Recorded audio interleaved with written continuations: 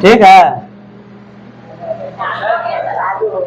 मान लो कि तुम एक गिलास पानी लेकर के जा रहे हो और किसी से टकरा गए तो आप क्या कहिएगा? आपको कोई पूछा कि पानी कैसे गिरा, तो क्या कहोगे कि हम टकरा जाने के कारण पानी गिरा, है कि नहीं?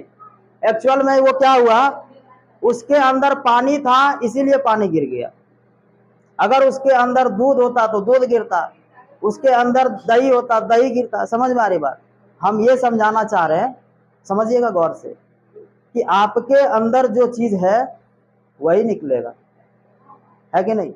आपके अंदर घृणा है तो तुम किसी से घृणा करोगे, तुम्हारे अंदर अगर प्यार है तुम किसी से प्यार करोगे, तुम्हारे अंदर नफरत भरा है तो तुम लोगों को क्या करोगे? नफरत करोगे।